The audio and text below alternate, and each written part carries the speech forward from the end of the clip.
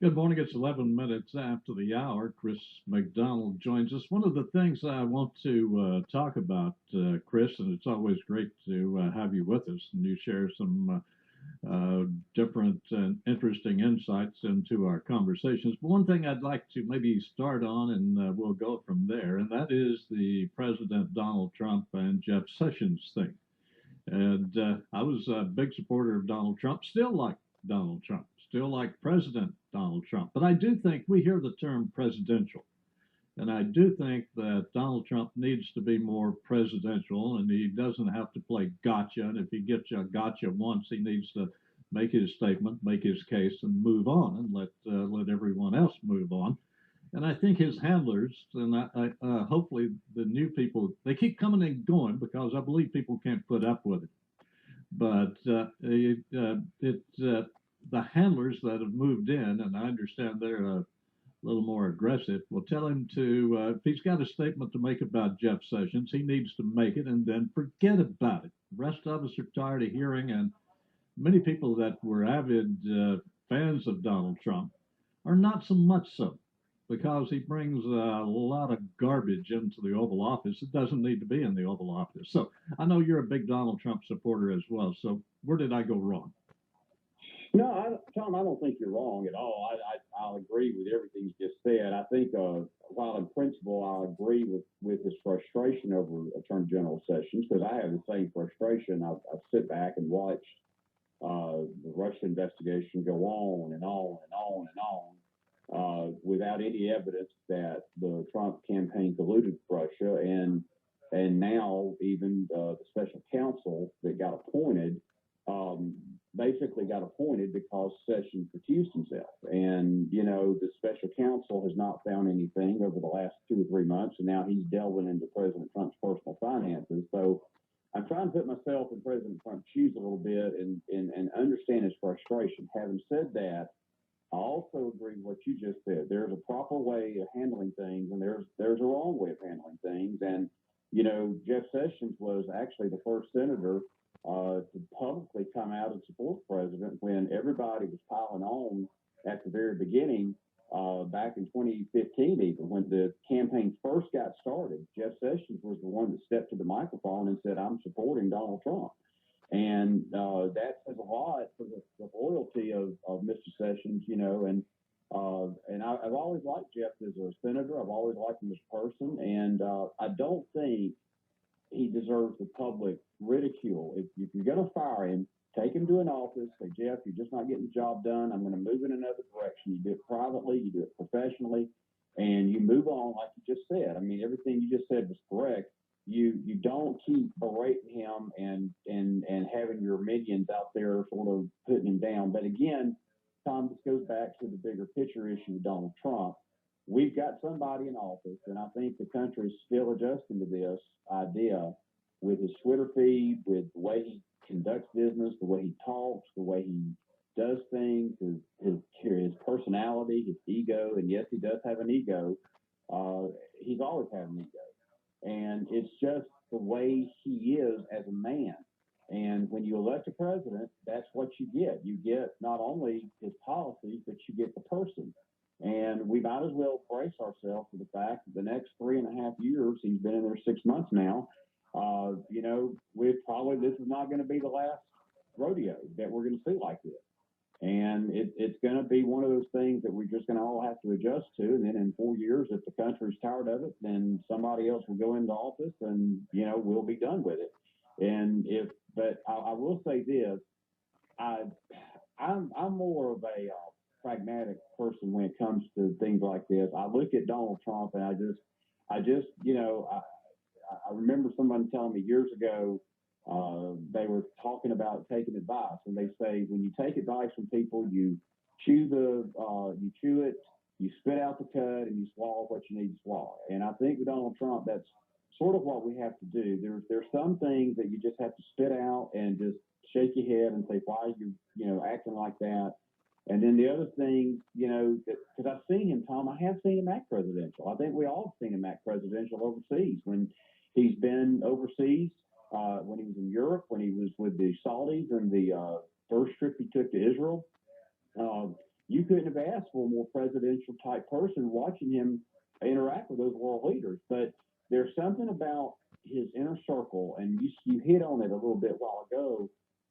Look, he's been 6 months in, and there's been so much turnover, so much turmoil that it does make you wonder what's going on, every day in the day-to-day operations behind the scenes and how he interacts with people. And again, it may be just a weakness he has. I think ultimately, if he gets his policies implemented and the country gets going, I think people are going to overlook a lot. They're really frustrated right now because Congress has just absolutely become the worst institution in Washington, and the obstruction by both Republicans and Democrats has bogged down, I really believe, a pro-business, pro-growth, pro-America economy agenda that can get people truly back to work with great wages, and so forth. This man has, his policy since January, Tom, there were a report out yesterday or day before on Fox Business that there has been nearly $4 trillion worth of wealth added to the stock market since January, based on the hope that what business leaders see is coming in the future is going to be implemented, and the country is going to turn around financially. And I get the two main things that hinges on is the repeal and replace of Obamacare,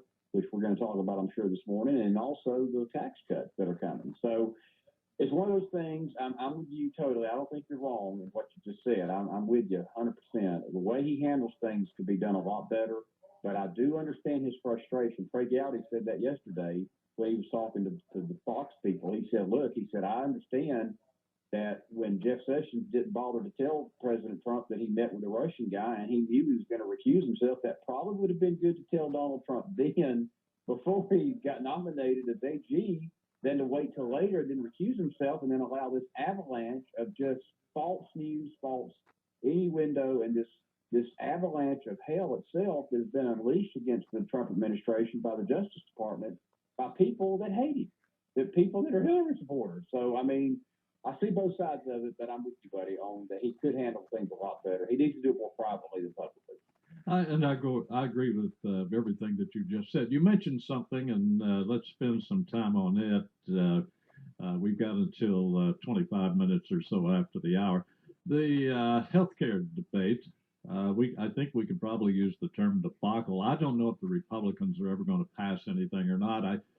We've said this, and I've heard people on, especially on Fox, and they're the more conservative of the networks, is that the Republicans just do not have the proper leadership. Mitch McConnell is he's nearby Kentucky, next door, and everybody likes him, and he's a Kentucky boy that's done well, but he's a poor leader. He's an ineffective leader, and I don't know how he got his job other than just seniority, and that's a poor way to pick leaders. And over in the House with Ryan, it's the same thing. Ryan is more anti-Trump than he is anti-Democrat. But let's talk about the leadership and that potential health care bill, doing away with Obamacare. I'm beginning to think a lot.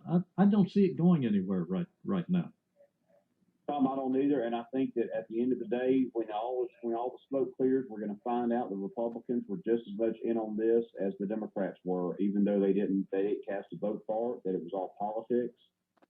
It's tragic that yesterday that the vice president had to actually be the tiebreaker when they were voting just to have a debate on Obamacare. He had to cast a tie-breaking vote just to get the bill to the floor to discuss, and then late last night, which when everybody was asleep, and that's how Congress does things, at 11:30, they took another vote to basically repeal 90% of the Obamacare penalties. The bill went down in defeat, 57-43, with like 6 Republican senators voting against it. And I'm going to tell you something. That goes back to what you just said, and that's leadership. And this debacle is going to hang around Mitch McConnell's neck because the Republicans are the ones that have been screaming for 7 years how bad the thing is, but yet they've let 7 years go by without any plan, without any kind of idea where they're going with it. They can't even get it repealed. And look, it is a bad thing.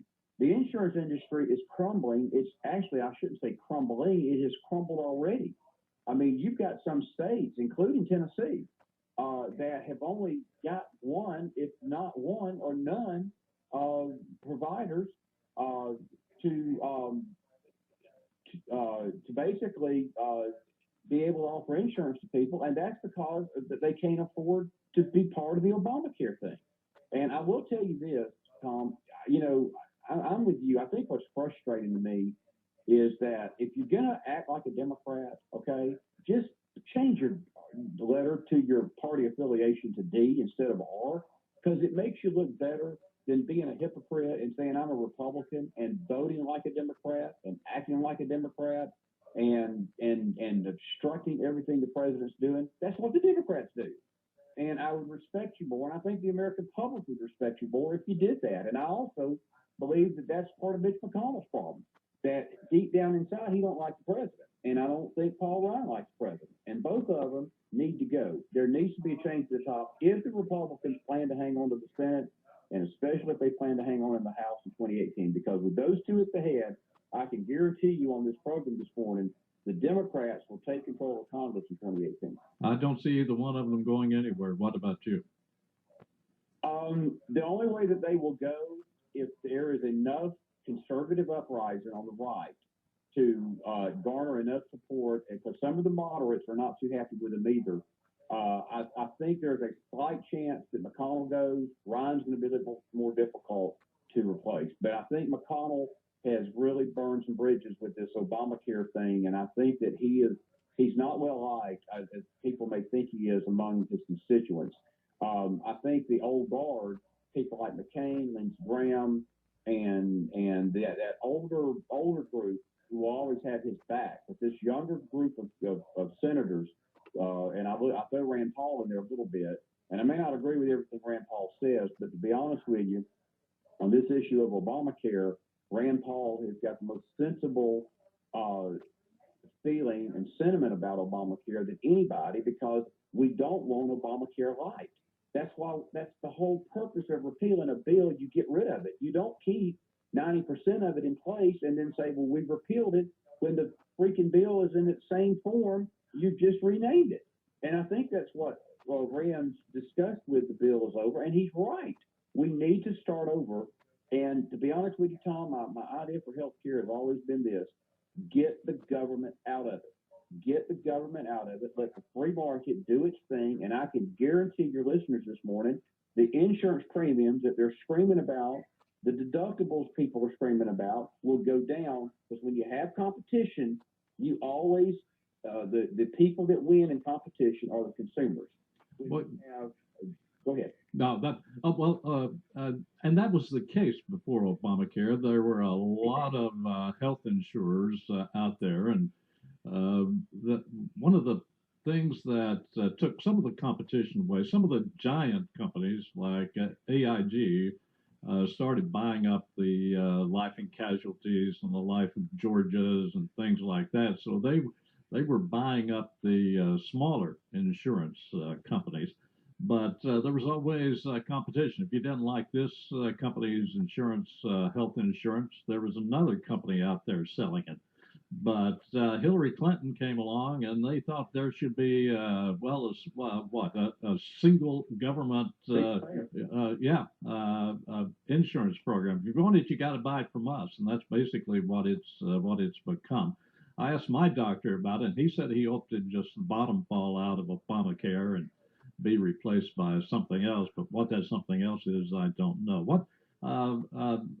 We'll switch gears here in just a second or so, but wrap up the Obamacare thing and all the activities in Washington.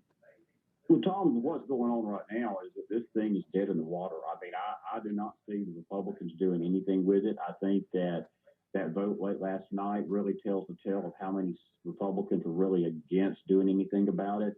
And, what's going to wind up happening, and it may be politically better for the Republicans, and Donald Trump has said this all along, that if the thing just collapses totally, it's still the Democrats' baby. This is still on the Democrats. They're the ones that started this. They're the ones that created this mess, and they're the ones that have the stain on them. And if the Republicans take a nightmarish bill and put their name on it, they're going to own it. And if they're smart with all all this resistance, I'd let the thing crumble. It's not going to be good for the people. But I mean, I don't know what else to say other than because politicians are involved in this mess. What we're just seeing is why Washington needs to get out of the insurance. But I will say this real quick. I think the ultimate goal of the Democrats is what you mentioned a while ago, is single payer. They want a government 100% controlled healthcare system like they have in Europe and some countries over in Europe, and Canada, I think, has got something similar. And Tom, we do not want that here in America. We just do not want that. It's nothing but 100% socialism. And let me tell you, you know, the term death panels and things like that. What's happening to Charlie Gard, that precious baby in Britain, is a direct result of a failed healthcare system in Britain. And that should warn everybody what's coming if we don't get Obamacare fixed or we don't get it repealed and get the government out of our insurance. We're going to have more and more of what you're seeing on television with that heartbreaking story of those parents and that baby. Well, let me mention this, and we've seen on the news, and oftentimes they try to keep it quiet. But we've seen the upper echelon government officials in Canada. We've seen the royal family in England, in Britain, and when there's a life-threatening surgery that needs to be performed, they very quietly come to the United States to have it done. I remember the guy in Ontario, one of the top officials in Ontario, he slipped out and went to California and had a non-invasive in one day and out the same day surgery.